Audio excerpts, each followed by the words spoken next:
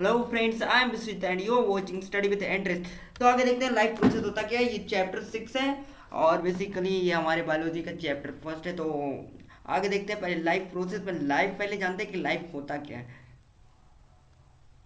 तो if we see a dog is running a cow is eating card, a man is shouting lottery.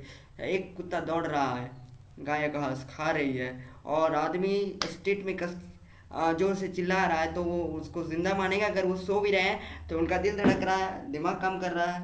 दिमाग काम कर रहा है, वो हमको कैसे पता चलेगा? नहीं पता चलेगा। उनका दिल धड़क रहा है, वो सांस ले रहे हैं, उनका नब्ज चल रहा है, तो वो जिंदा है। ओके। तो आगे देखते हैं। तो मैंने यहाँ नोट्स बना रखा, वही सब दिखा। और प्लांट्स में हम कैसे पता चलाएंगे कि वो जिंदा है या मर गया? अगर प्लांट जिंदा है, उनके पत्तों में पत्तों से रिस्पायरेशन हो रहा है तो वो जिंदा है। वो हमें ऑक्सीजन दे रहे हैं तो वो जिंदा है। वो बढ़ रहे हैं तो वो जिंदा है। वो फल दे रहे हैं तो वो जिंदा है। ओके, वो जिंदा है, वो जिंदा है का लड़ी लग गया है। तो आगे देखते हैं यहाँ पे। ओपन नोट्स करते हैं। नोट्स को मैंने बना लिया। All plants and animal including human beings alive, all living things. सभी प्लांट्स और एनिमल, एनिमल में ह्यूमन बींग्स भी आते हैं, ह्यूमन बींग्स से एनिमल में ही आते हैं, तो वो भी जिंदा है। और फिर the most criterion is to decide whether something is alive और नॉट इज द मूवमेंट। और सबसे बेस्ट क्राइटेरिया, सबसे इंपॉर्टेंट क्राइटेरिया जो ये डिसाइड करने में हम लोग को मदद करता है कि कोई भी चीज़ जिंदा है या कोई भी चीज़ में जान है, वो जिंदा है या उसमें जान नहीं है, वो है उसका मूवमेंट। उसका मूवमेंट यानी नहीं, ये जो जैसे मैं माउस को ये ऐसे हिला दे रहा हूँ तो इसका भी मूवमेंट हो रहा है, तो वो जिंदा नहीं है। ये कर्सर भी हिल रहा है, ये कर्सर भी मूव कर रहा है, तो वो ये कर्सर जिंदा नहीं है, ये भी जिंदा नहीं। तो देखते हैं मोमेंट कैसे डिसाइड करता है कि कोई भी थिंग्स जिंदा है या नहीं जिंदा है, कि उसमें जान है या नहीं। जान है, जान बोल रहे हैं, जान है या नहीं जान। तो देख रहे हैं, आगे देखते हैं। तो all living things which are moved by themselves without any external help.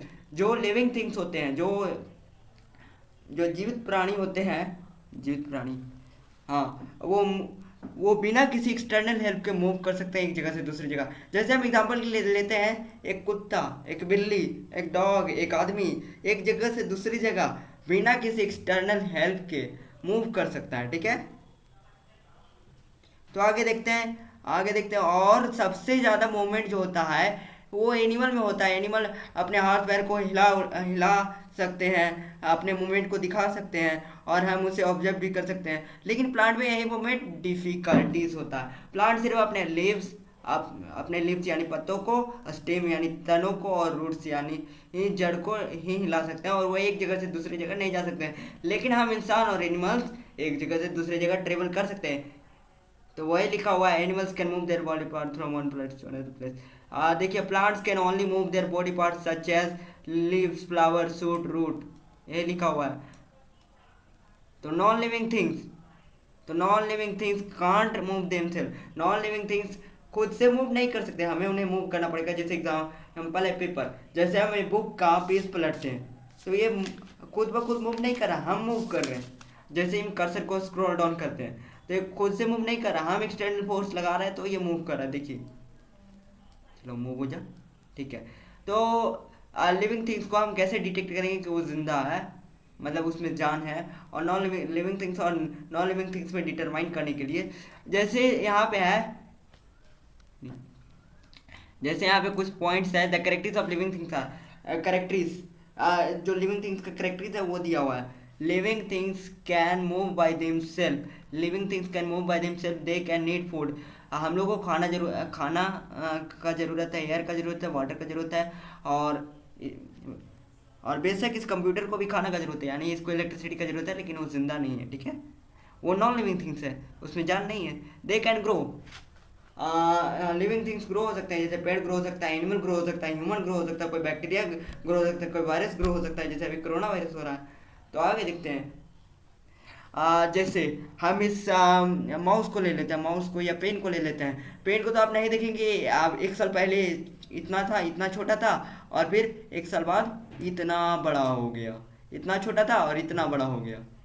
ये लेटर को नहीं देखेंगे कि बुक में अभी इतना छोटा लिखा हुआ है और फिर इतना बड़ा हो गया, इतना लाइफ प्रोसेस ये पूरा लिखा गया, तो वैसा नहीं होता। तो आगे देखते हैं। They can move by themselves, they can respire, they can excrete, they can reproduce. जो लिविंग थिंग्स होते हैं उनके बच्चे भी होते हैं, जैसे ह्यूमंस के चाइल्ड होते हैं और और सब एनिमल्स के चाइल्ड होते हैं। तो आगे देखते हैं life, what is life process.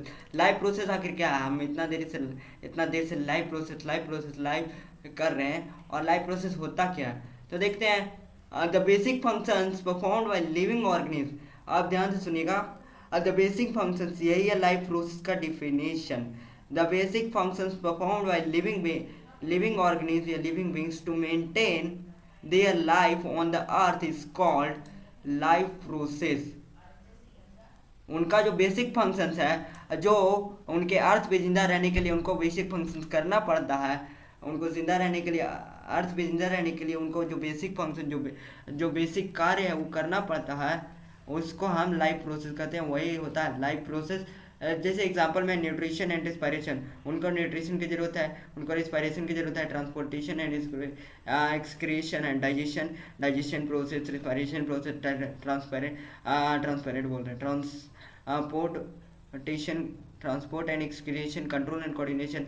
हाथ को मूव कर सकते हैं, पैर को मूव कर सकते हैं, अपने बॉडी को मूव कर सकते हैं, ग्रोथ एंड मूवमेंट, उनमें ग्रोथ होता है, वो भी एक लाइफ प्रोसेस का हिस्सा है। ग्रोथ भी एक लाइफ प्रोसेस का हिस्सा है। मूवमेंट एंड रिप्रोडक्शन, और वो एक जगह से दूसरी जगह मूव कर सकते हैं, रिप्रोड्यूस कर सकते हैं। तो आगे देखते हैं, लाइफ प्रोसेस के बाद आता है हमारा चैप्टर, वही दिया हुआ है, since the maintenance of progress is needed to prevent the damage। और जो उसमें ब्रेक डाउन, जैसे जो उसमें डैमेज होता है, जो लिविंग थिंग्स में डैमेज होता है, जिससे मान लीजिए कि हमारा ये आपका हाथ थोड़ा सा कट गया, कुछ ब्लेड से कट गया, वैसा नहीं, हाथ कट गया, तो वो उसको मेंटेन भी कर सकते हैं। Energy is needed for them, और उसके लिए उनको एनर्जी भी जरूरत है। Energy comes from outside the body of individual organism.